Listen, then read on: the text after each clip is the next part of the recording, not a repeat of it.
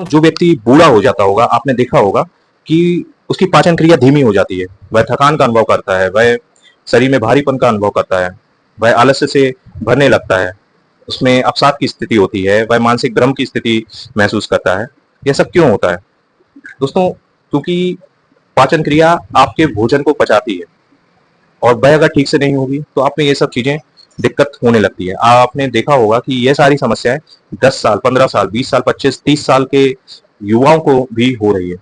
इसका रीजन यही है कि उनके भोजन में तामसिक प्रवृत्ति बढ़ती जा रही है।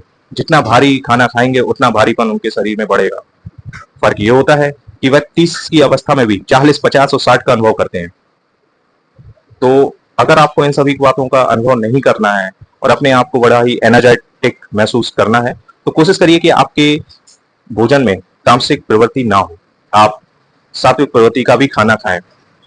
देखिए, मैं इसलिए ये कह रहा हूँ क्योंकि मैंने देखा है कि जो मांसाहार करते हैं, हर हफ्ते 2 हफ्ते में उनके मांसाहार डाइट में एक अच्छा खासा मांसाहार होता है, शरीर बड़ा हष्ट पुष्ट महसूस करता है, लेकिन वही मांसाहार वो 40 या 50 की उम्र में नहीं कर पाते, क्योंकि उन्होंने बचपन से वह किया होता है। और प्रवृत्ति ये होती है कि कहीं ना कहीं उनके शरीर को ये सब झेलना होता है। अब शरीर है, शरीर तो एक क्षमता है इसकी, लेकिन उस क्षमता के बियॉन्ड आप उसको धकेलना शुरू करते हैं तो कहीं ना कहीं वह प्रवृत्ति थोड़ी सी विपरीत जाने लगती है। आप समझ ही नहीं पाते कि आपके शरीर के साथ हो क्या रहा है, लेकिन जब तक आप समझेंगे, उसको सुधारेंगे, तब तक बड़ी देर हो जाती है।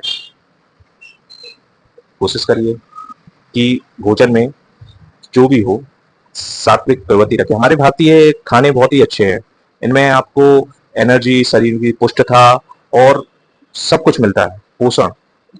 लेकिन बस इसको खाने का तरीका लोगों को ठीक से नहीं पता है। अगर भोजन ग्रहण करने की अवस्थाएं और सारी प्रवृत्तियां अच्छी हों तो डेफिनेटली कहीं ना कहीं आपको आनंद के साथ आप बड़ी ही लंबी उम्र तक जीवित रहते होंगे। हमने देखा होगा हमारे दादी बाबा बड़ी 100 की उम्र तक भी जीवित रहे हैं, लेकिन आज 60 या 70 की उम्र तक जीवित रहना बड़ा ही नुकसानदेह हो चुका है।